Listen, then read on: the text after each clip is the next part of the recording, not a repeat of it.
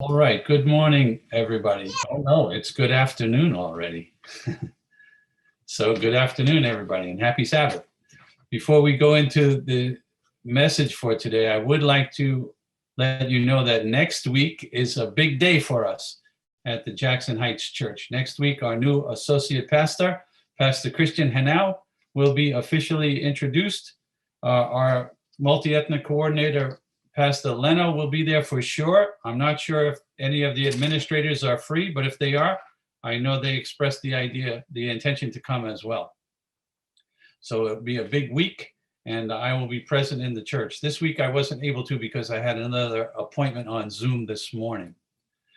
All right, so it's time for us to go on to the message for today, and I'm going to continue our team series on the teachings of Jesus. Myself and the elders and our new pastor have been trying to follow the teachings of Jesus, or I should say, trying to emphasize the teachings of Jesus here at the beginning of this year. We're in our third month now. So far, I can admit that all of my messages have come from the Gospel of Matthew.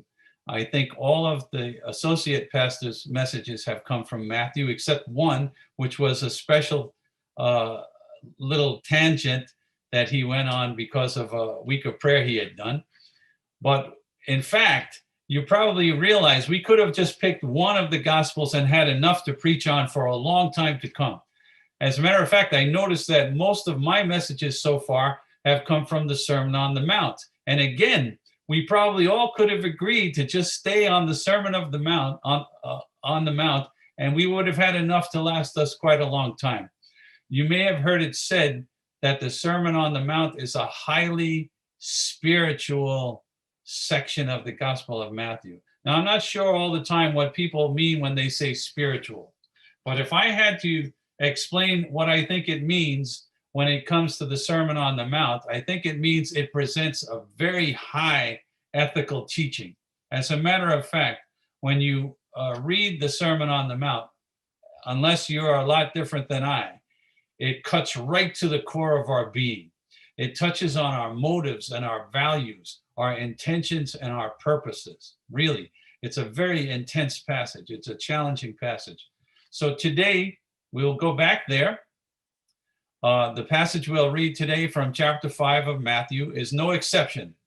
It's only 6 verses long, but it's rich in insight and exalted in its theme. So let's take a look at that. If you could turn to Matthew chapter 5, what we will do is we'll read the very last paragraph of the passage of the chapter, then we'll explain it verse by verse, and then after that try to call out its major principle and see how we can live with that. So we'll take a look at Matthew chapter 5, and I'm going to read first verses 43 to 48, and then we'll look at them verse by verse.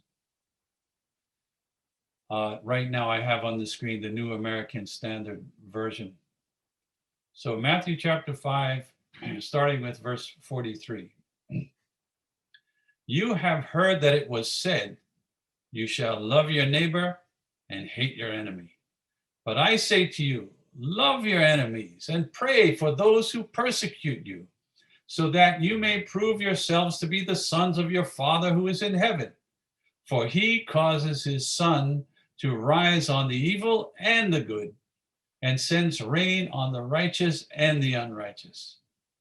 For if you love those who love you, what reward do you have? Even the tax collectors, do not they do the same? And if you greet only your brothers and sisters, what more are you doing than others? Even the Gentiles, do not they do the same? Therefore, you shall be perfect as your heavenly Father is perfect. So in this context, in chapter 5, Jesus, as recorded by Matthew, is making it clear that Jesus had an ethical teaching to present to the people.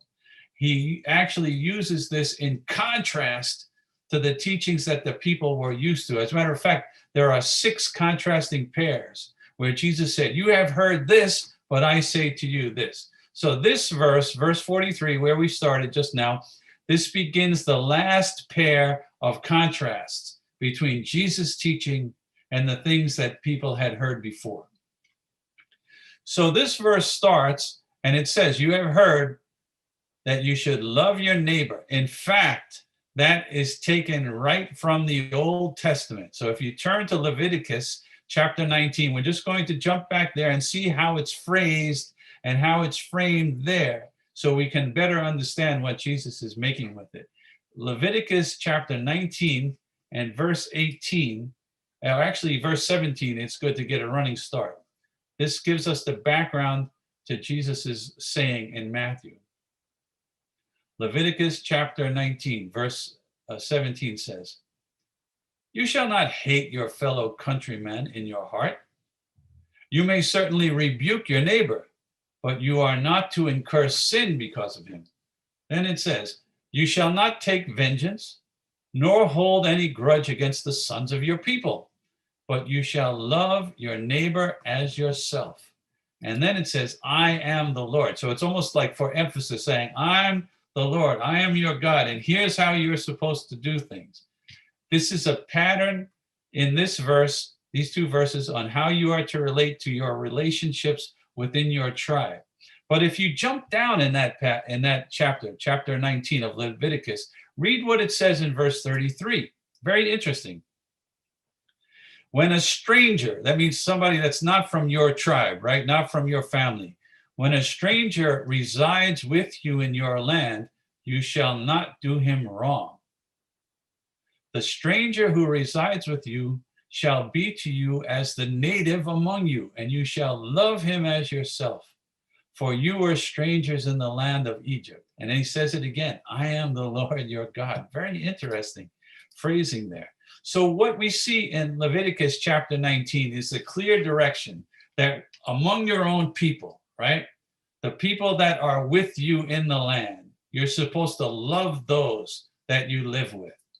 We're supposed to love our own fellow group, our in-group, right? We might say. So that's what the people had known. Jesus says, you have heard that you should love your neighbor and hate your enemy. The interesting thing about this is there is no place in the Old Testament that says anything about hating your enemy.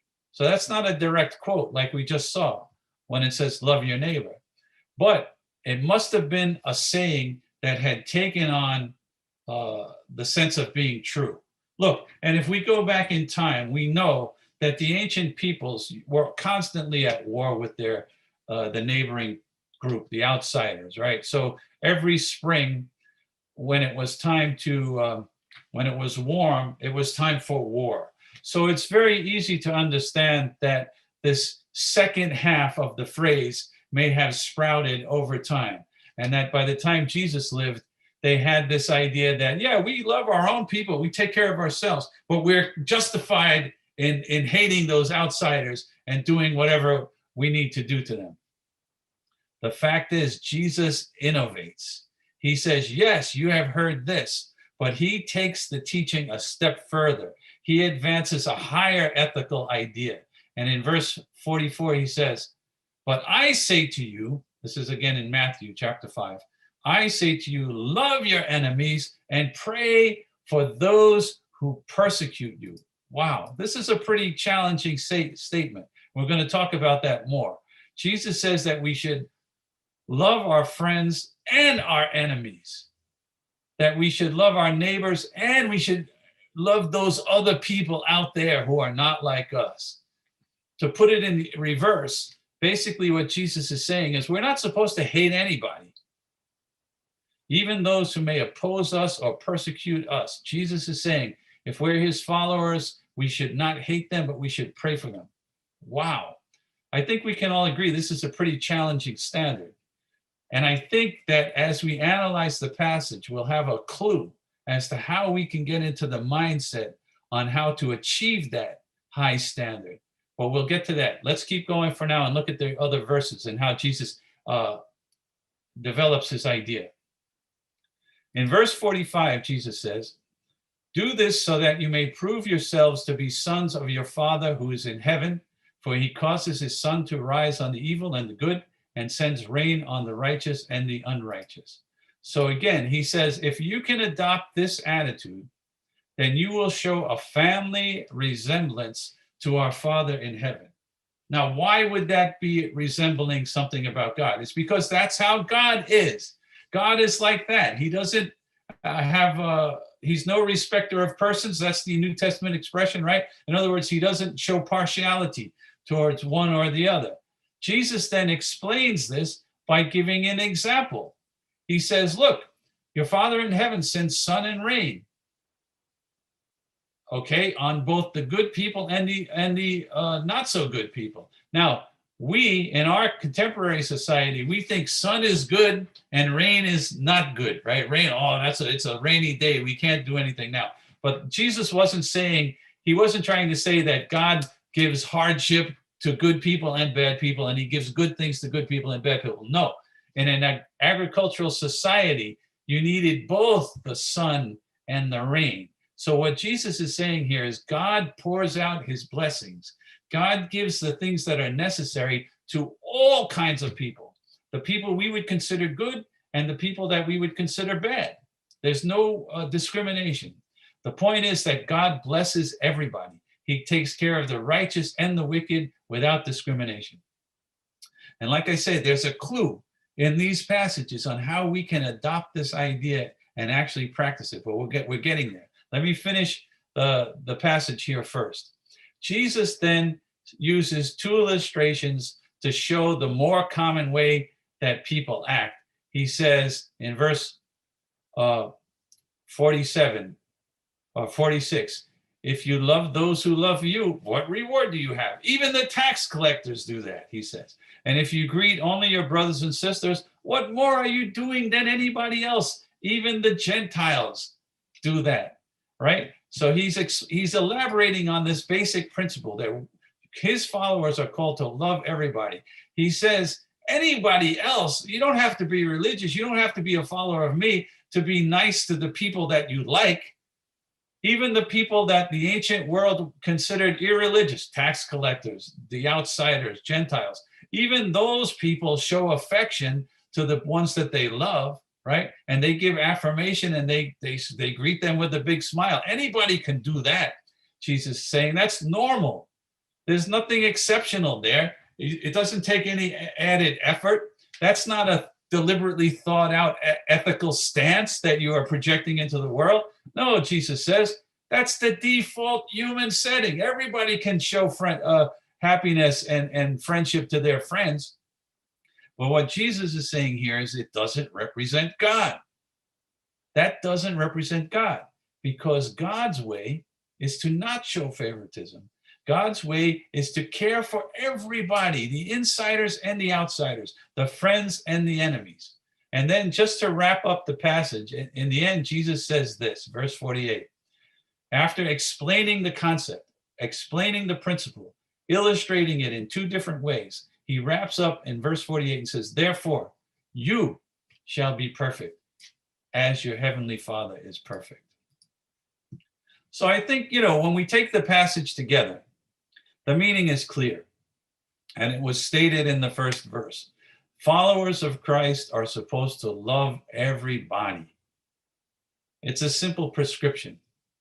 But the question is, how do we do this thing that is so unnatural to us? Is there a key? I believe there is a key. I believe that we can find the key. But let me enter into it in a little bit of a roundabout way. I want to talk about the word integrity. This is the way I think I can use this word as a springboard to explain the concept and then later return and apply it in the passage. So think about this word integrity and its cognates. I used it in the sermon title. I called the sermon today the meaning of integrity. But let me tell you how I came about to think about this word in relationship to this passage. It actually triggered an old memory as I was reading this passage. It's not related to religion, but if we get the concept of integrity, I think we'll see it conveys the principle that's embedded in this passage. I became a vegetarian many decades ago when I first moved away from home into a college town in upstate New York. I always had wanted to be a vegetarian, but I didn't know how to do it. And I finally encountered vegetarian restaurants and co-ops, health food stores and things like that. So I started to learn a lot in the early days. And I learned the difference between brown rice and white rice, right? It's just like whole wheat. It's the difference between a whole grain and a refined grain, right? Brown rice, just like whole wheat, has all its parts, including what they call the outer bran. Whereas white rice was processed in such a way that they removed the bran and I think they call it the germ, right? So all you're left is with the starch. Brown rice, like other whole grains, has the whole thing together. So I understood the concept. One day when I was in the health food store, I asked somebody next to me who happened to be from a Hispanic background. I said, how do you say the word brown? How do you say brown rice in Spanish? I don't know why I asked. It was just a curiosity that came to mind on the spur of the moment. And I remember what the person told me. Now, there may be other alternative ways that they say brown rice, but the way that this person told me when I happened to ask that way is that we call brown rice in Spanish is called arroz integral. Arroz integral. Now the word arroz is rice. So the way they modify it, when we would say whole rice or brown rice, is they say it's integral. Integral. We even have the word in English. Integral. It means something is not fragmented. It's not broken apart. It's built in, right? It's built in together. So I was thinking about this passage, how Jesus is expressing how we should be. And I thought of this word integral, right? Integral. And I thought of some other words. There are a lot of words in English that are related to this word. The one I use is integrated, right? We talk about something that's integrated, like an integrated circuit or an integrated system. It means something is connected through and through, right? And in other words, everything works together. It's all interrelated. It all goes together as one. And even closer to the original meaning of the word in Latin is an English word that we have, integer. Now, I know a lot of us haven't been in math class in many decades, but an integer, if you will remember, is a whole number. In other words, it's not a fraction. It's not 2/3 or 3/5 or 7/8. It's either 1, 7, 11, 12. It's a whole number rather than a fraction. It means it's entire. There's no parts left out. It's not broken down. And then finally, let's think about that English word integrity. In common usage, we use the word integrity to refer to somebody who's honest and reliable, right? And in practice, that's what we want to see. We want to see somebody you can trustworthy because what they say is what they will do.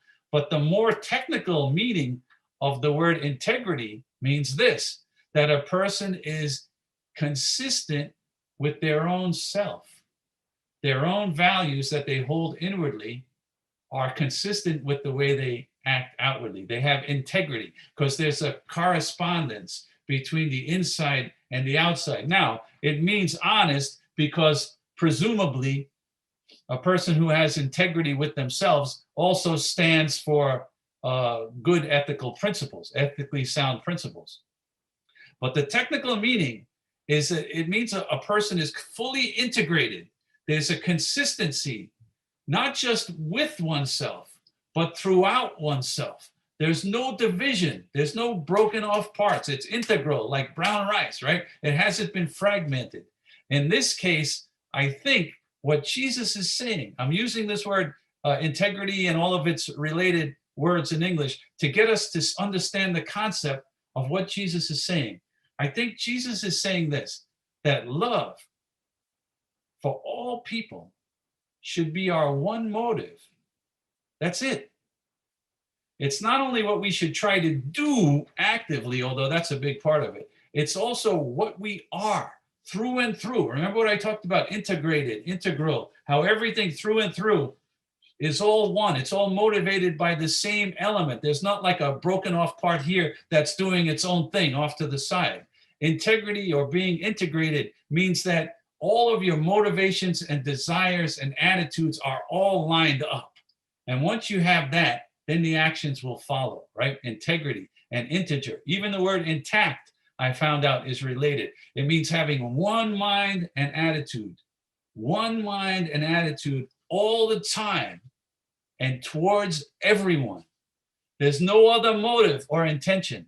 It's a singular intention and outlook that projects out towards everyone, both friend and stranger, even enemies and opponents.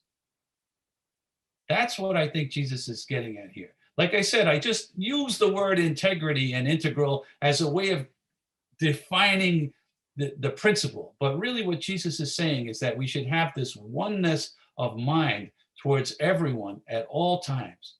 And it's not based on outer circumstances or on the actions of others, on how they treat us. Many years ago, I heard this illustration, and the way I originally heard it, it was about a Quaker, person who follows the Quaker religion. Now, I've heard it again in different forms since then, but I'll tell you the way I originally heard it. There were three neighbors, two that lived next door to each other, and one that lived across the street. And it turns out that they would all go outside of the house every morning at the same time to go take the bus or the train to work. And the Quaker person was living next to somebody, and they would walk out next to each other. One would go to the left, the other would go to the right. But as they were walking to the sidewalk, the Quaker would always say, "Good morning. How are you today? Have a nice day." And the other person apparently was a very grumpy, grouchy person. He would like make remarks, who cares what kind of day it is? Why should it be a good day? He would never greet the person back in a respectful or a pleasant manner. This went on day after day, week after week, month after month. Meanwhile, the fellow on the other side of the street would come out and he would observe this happening every day. Finally, he was able to speak to the Quaker gentleman one time when they were by themselves. He says, "Why do you keep saying hello to that guy? Every day I see you're greeting him with a big smile. You're wishing him a happy day, and he doesn't even acknowledge you're there, or he says something negative." He says, "Why do you keep doing it?" And the answer from the Quaker in the story, as I heard it, was, "I'm not going to let his actions change who I am and what I'm like and how I behave." And I think this illustrates the point. If you have this consistent attitude and intention inside of yourself, that should not change based on outward circumstances or the responses that we have in regard to us. It's who we are, or at least it's who we choose to be. Look, we're not perfect, but at least we have this attitude that this is the choice I'm going to make on how I relate to the world out there. We have one heart towards everybody. It's not mixed. We're moved by one motive only that doesn't change. And that motive is love. That's what Jesus is saying here. He's saying you should have one thing inside of you that should be integral to all you do, that should be integrated with everything who you are, because it's coming from a point of oneness. Is that clear so far? It's pretty challenging. But actually, I want to say it gets even more challenging than that. And let me explain. Let me work with this idea. I could make the argument that if we do not feel an extent, well, maybe I shouldn't use the word feel because we're not always feeling so loving. But if we do not have an attitude of love and an intention to do well to everybody, then maybe we don't have love at all. Maybe we just have bias, just like the tax collectors and the Gentiles. If we don't have the attitude of love towards everyone, maybe we don't really have love in the first place. Maybe we're still fractured and fragmented. Part of us goes this way and is good, and part of us goes that way and we're sour. You know what I mean? A person who acts inconsistently, showing favoritism to one but not to another, maybe they don't really have love as an essential quality. As a matter of fact, I'm not the only one who could make this argument.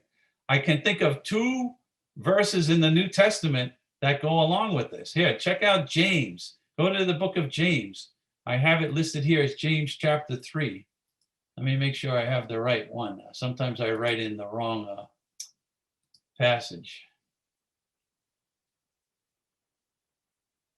Right.